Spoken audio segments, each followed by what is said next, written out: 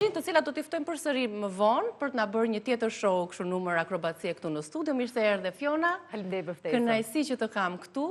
Ti ke që e vogël fare që 3 vjeç që merresh me akrobaci apo jo, që sfidon gravitetin, lartësitë, madje ndonjëherë në ato lartësi që kemi parë dhe pa ato zinxhirin mbrojtës. Këto ditë je bër virale për hir të vërtetës.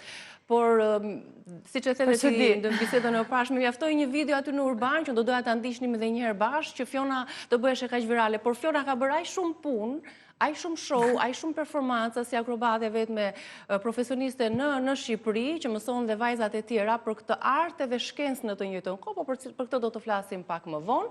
Do doja fillimisht ta nis me atë video në Urban, që na le pa fjalë dhe ti nuk e di do. Sa është gjë e vogël për ty, po për vetë thas që pak Fiona është varur aty ku mbahen njerëzit në Urban me flokët e vetat. Ç'të gjeti, si e nisi ti çpate që Zoti madh. Si e mendove për të bërë këtë performancë aty? Po, në fakt unë kam parë, e ka bërë një vajzë jashtë shtetit, edhe e ka bërë në tren. Por duke qenë që ne kemi shumë trena, thash unë s'po e bëj në tren, po e bëj më mirë në autobus. Edhe si reagonin njerëzit aty kur të po panë? në fakt në fillim më kanë pritur muzikën, ju lutem. Në fillim më kanë pritur shumë mirë. Edhe nuk është se pati ndonjë reagim të keq, unë thjesht kam bërë shumë video, dhe normalisht njerëzit nuk do rrinin gjithkohës tani të më shihnin mua me atë dashurinë e tyre. Ishin ca vështrime të çuditshme apo po është video e fundit fare, sepse ajo vajza me të bardha, gjë që unë kam folur madje me bërdemi kesha në Instagram. Ajo më ka përgëzuar me thënë të drejtën, po thjesht unë kam bërë disa video dhe normalisht nuk mund të presësh të njëjtat atë reagime gjatë gjithë kohës tani, se unë po rria të kapja atë videon perfekte. Pra te kjo video unë kam dalë perfektja, po njerëzit aty mbrapa kanë dalë edhe ato perfekt, po. Më thuaj pak reagimin më të çmendur, si të ka bërë më shumë përshtypje. Një plak. Çfarë të tha? Ja bëte kështu. Po di qëmë. Me të janë mësuar, s'kam parë. Me thënë këto moshat e treta janë pak të shushatur me këto performancat e mia. I kputi fare ato flokët rrezik të thanë. Po, nuk, jo, jam e sigurt që apo lej kam menduar që kam ngulur në një gjë në kokë, se kam dëgjuar edhe këtë që më thonë çfarë futi në tru, si varështi nga truri, nuk e kuptojnë që është thjesht nga flokët. Ky është arti i akrobacisë që po nuk ka një orinë edhe publiku nuk ka fajin, edhe unë jam më zemër, sa të më rriten gocat dhe mi çik më shumë. Ja më thuaj pak se ti ke që 3 vjeç që bëresh me akrobaci apo jo? Po. Është, jo, doja të dija më shumë që, siç thash, akrobacia është një art i bukur, jo vetëm art, po edhe shkencë e trupit, e mendjes, e disiplinë, ka fleksibilitet, ka balancën mbi të gjitha. Të kam parë në disa video, do na ndihmoj edhe regjia në ato lartësitë e mëdha, ku ti në 15-20 metra lartësi, ku ti ke qenë edhe pa lidhur disa herë, ose pa mbrojtur. Jam thuaj pak si arrin ti të jesh kaq perfekte dhe kaq në balancë, në sfidë me gravitetin, duhet të thënë. Kur unë kam nisur performancat në lartësi, normalisht nuk kam bërë trajnim të syve, pra që mos të kisha frikë nga lartësia. Dhe patjetër, kur kam filluar të bëj këto trajnime, kam pasur atë litarin e sigurisë.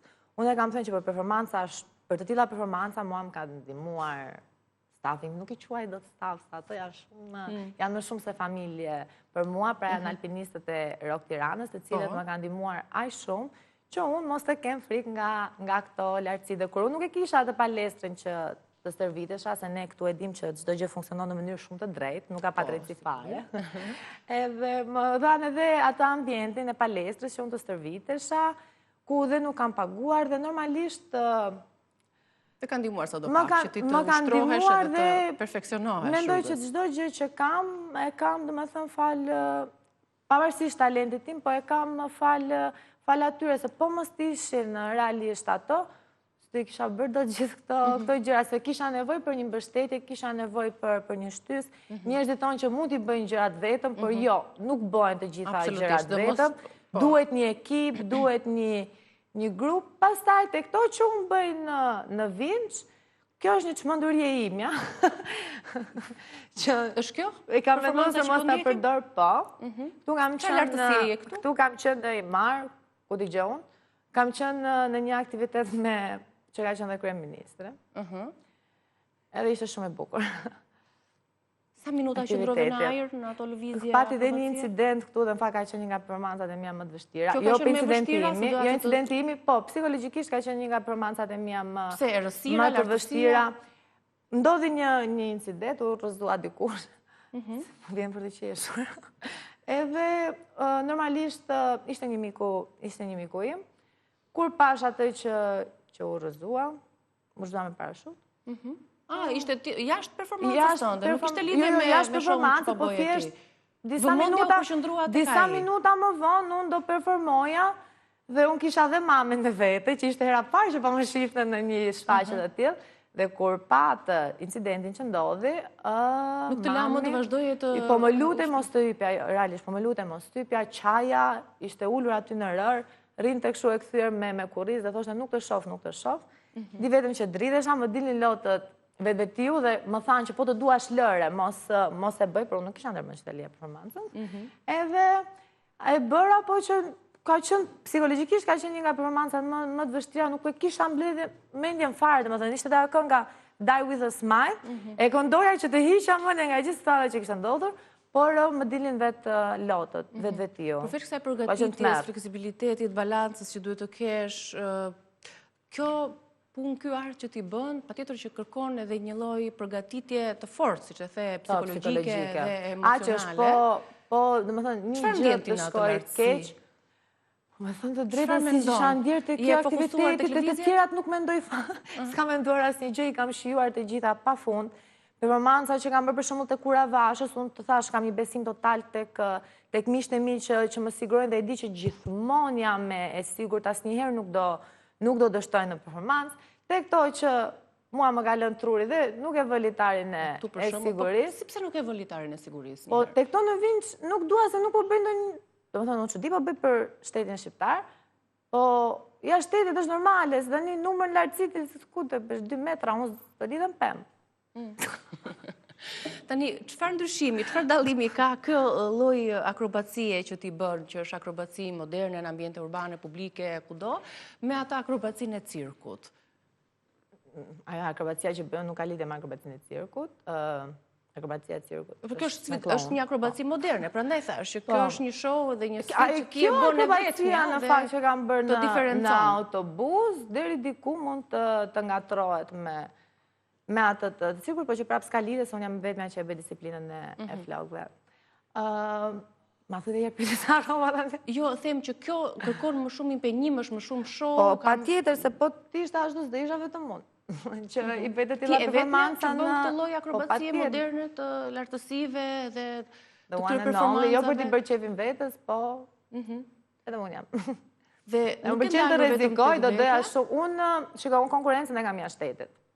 Unë dhe këtë videon që e bëra, nuk është, më thënë të them hajm, është mënyrë e shëmtuar se artisti nuk duhet të kapen me njëri tjetrin, po që pa tjetër unë dua që të arri në nivele ku janë artistët jashtë shtetit.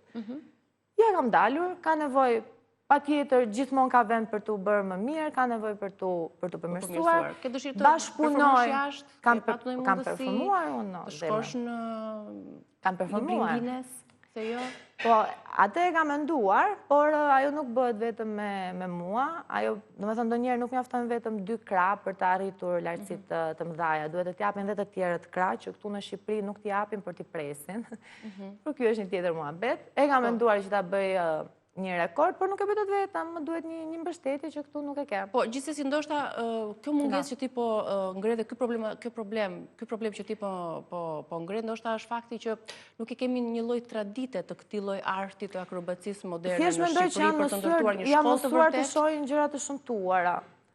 Dhe kjo gjëja që po bëj unë ju duket çuditë. Normalisht unë tani jam vetëm dhe zërim gjët shumë pak.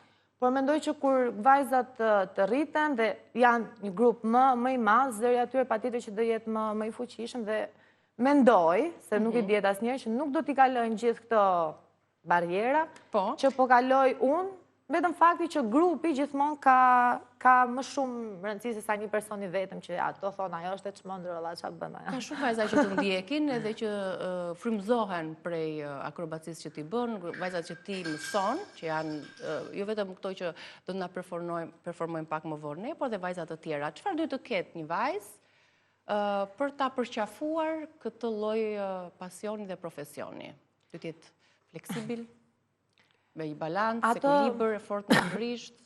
me një sfidë të brëndshme, çfarë duhet të ketë, çfarë duhet të plotësoj tjetër? Shikon, në fillim duhet të ketë pasionin dhe vullnetin për t'i arritur të gjitha këto gjëra, pra pjesën e fleksibilitetit, balancës, pjesën e vështirësive që akrobacia ka, por në fund është një nga artet më të bukura, kur ti del në skenë dhe merr ato duartokitjet, që nuk ke nevojë që ti sforcosh dhe të t'japin njerëzit me zor, se të duartokasin vetë, se ndodh këtu në fakt që i duartokasin vetës, që ti duartokasi publiku, do zoti madh, domethënë nuk e di. Edhe është një nga ndjesitë më të bukura, të betojmë që të shohësh, domethënë gjatë kohës që ti je duke performuar dhe të shohësh publikun që gjithmonë i ka sy tek ty dhe gjatë gjithë kohës vetëm të duartoket dhe aty është problemi më i madh, momentin që gjithë vëmendja e publikut bie tek ty. Përpos kësaj, përveç dëshirës, vullnetit edhe pasionit, pa tjetër që kryesorë janë që të kenë këtë fleksibilitetin, këtë balancën, këtë pjesën e plastikës, që këtu në Shqipëri ngatërohen shumë. Ngatërohen, sepse shiko, zemra është bërë, në Shqipëri është bërë në domë, dhe më vjen shumë keq që po e them, se unë jam trajnere vetë, por që marrin për të stërvitur fëmijë dhe pastaj thonë se fëmija kalon kohën, por kur ti e paguan atë trajneri dhe më shumë do ta bëj si thirrje për prindrit, ti e paguan atë trajnerin që fëmija ta mësoj diçka. Dhe nëse nuk është i denj, fëmija për akrobacinë, siç kanë pasur don rasti që i kanë parë që nuk kanë fare lidhje me akrobacinë, dhe të shkojë fëmija ta gjej veten diku tjetër. Pse duhet të nxjerrësh ti fëmijën tani se po shoh domethënë skandale realisht, shoh fëmijë që hidhen, kërcejnë kot, këte janë dhe jo pse po kalon kohën. Po jo, se nuk po kalon kohën, se ti po i pagun 50.000 lekë muajin e kursit aty. Fëmijë dhe është bërë në domë, që janë bërë trajner, domethënë të gjithë, thonë që ne po bëjmë namin, po t'i shohësh kanë një grup masiv, është bërë, domethënë kjo pjesa e biznesit është bërë shumë e shëmtuar se ti loz me jetën e një fëmije në këtë rast dhe mund të ketë talent diçka tjetër dhe ti e merr në qafë dhe mban atje kot. Unë për shembull kam zgjedhur mos të kem grup të madh. Unë këto vajza që i stërvis, sepse e di që... Në cilën moshë duhet të filloj një stërvitje për të qenë tamam një... Sa më të vogla është më mirë, po kemi dhe raste që kanë ardhur dhe të mëdhaja, 12 vjeç më ka ardhur një nga vajzat, dhe është super talent. Pra po të kesh dëshirën, shiko, ndonjëherë lind talent, ndonjëherë lind talent, por puna, pasioni, vullneti e mbysin talentin, kështu që duhet 99% punë dhe 1% pjesa e talentit. Po të kesh 99%, më thënë vetëm pjesën e talentit dhe mos të punosh fare, ke i marrë fund. Ti ndërkohë ke që 3 vjeç, kështu që ke arritur në këtë lloj sigurie, më trego pak për këtë teknikën që përdor ti në ajër kur që ndron, se aty e kam të gjithë fokusin, sepse është ajo më e mira punë që ti di të bësh edhe performance show për të vetmen akrobate moderne që ne kemi. Pra, sa ndikon çdo lëvizje, çdo frymarrje në suksesin e performancës tënde, për shembull, në ato si quhen këto, palosjet? Po, për minutazhe, po ndikon normalisht, sepse për shembull varet nga lloji, si do lëvizësh, varet gjithmonë nga lloji i performancës. Për shembull, tek performanca në vind që pam, aty përveç faktit që të lodhen në krah, është dhe pjesa psikologjike që e thash, varet se si të kap, por moment për shembull fillon këndon, se unë kam shumë qejf që t'i shijoj ato performancat e mia, dhe do s'da ajo t'i jep ngarkesë, lodhe dhe fillon pastaj gjithë shkosh dhe marrë frymë. Dhe përveç kësaj ke dhe ngarkesën e humba tani, unë e shef. Ngarkesë psikologjike të si do të reagoj publiku, besoj. Jo ngarkesën psikologjike, është të më thënë, si them, ngarkesa e që të jep performanca, kur je duke performuar, detyrohesh pastaj të zbresësh në tokë, t'ju tregosh njerëzve ato ushtrimet e bukura të vështira, se nuk është se unë po rri si kukull atë. Unë do bëj ushtrime, rotullime, nuk di si t'i shpjegoj teknikisht. Në fund fare si reagoj njerëzit, si e bërë ti, a ke kocka ti? Unë e kam thënë është publiku më i mirë në botë, për zotin, publiku shqiptar është publiku më i mirë në botë, sepse mua ato më kanë ngrit. Ato i kanë dhënë kulmin performancave të mia, dhe unë, dita që unë nuk do duar të kitem që do më desh do vija e ditë për gjithësi, unë do më parë të vija, unë do heq dorë. Nuk kam nevojë, nëse njerëzit do lodhen nga unë do të rriqem, talentet e reja o burra të marrin vëmendjen e tyre se sa të bësh rëndom, diçka e shëmtuar, domethënë që shiko, më duar të kisni ju nga zori. Kur s'ke ç'a ofron më, thjesht nuk ke ç'a ofron më. Deri çfarë moshe mund ta vazhdosh ti këtë profesion?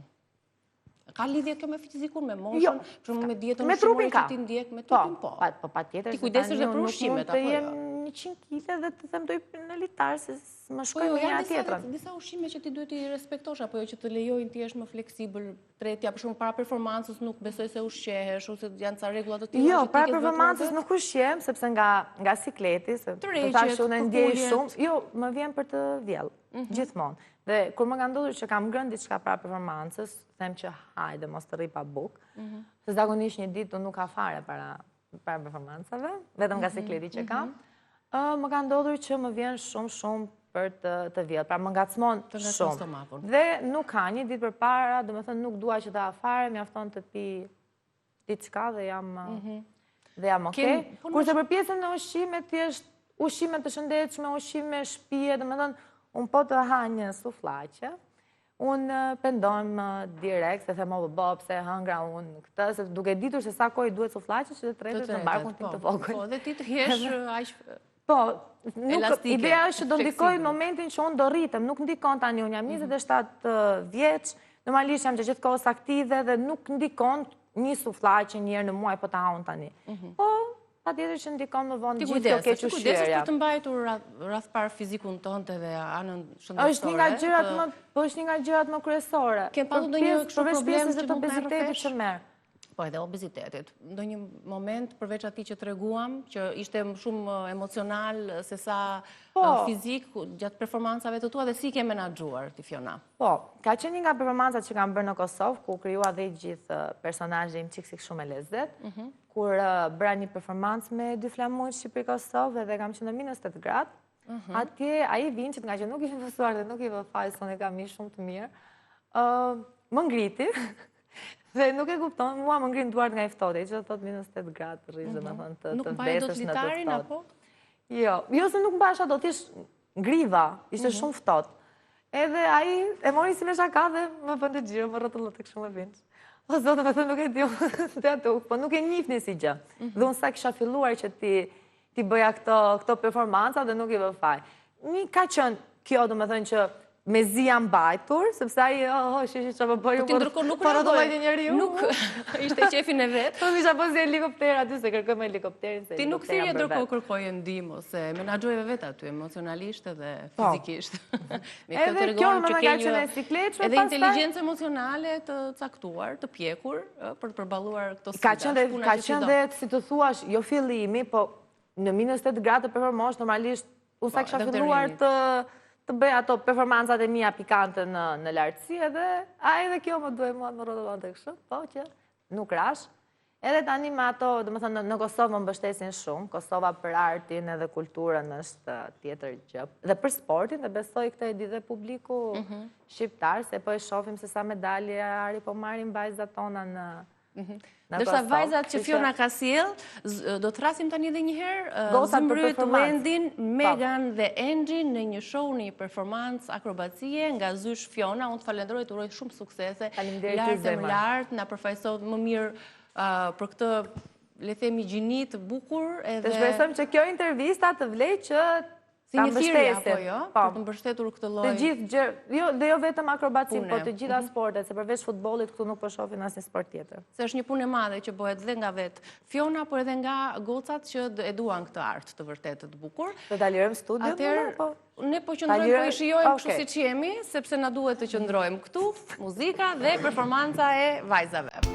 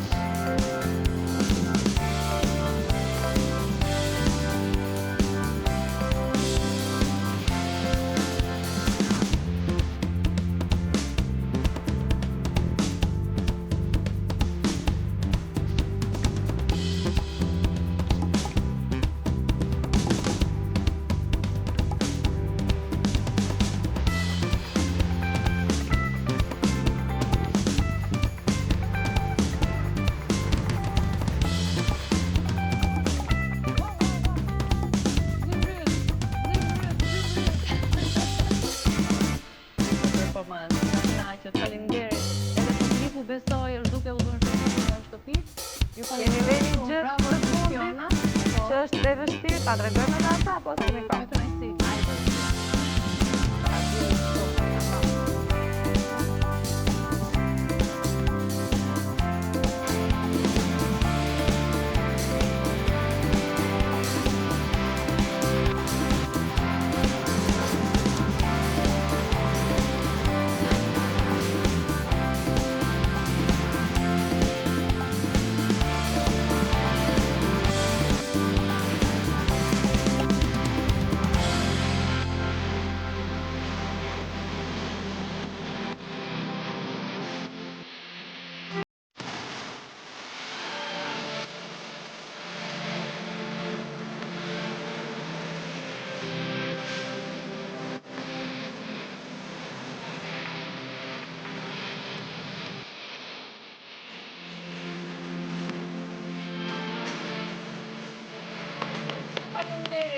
Faleminderit shumë, Fiona.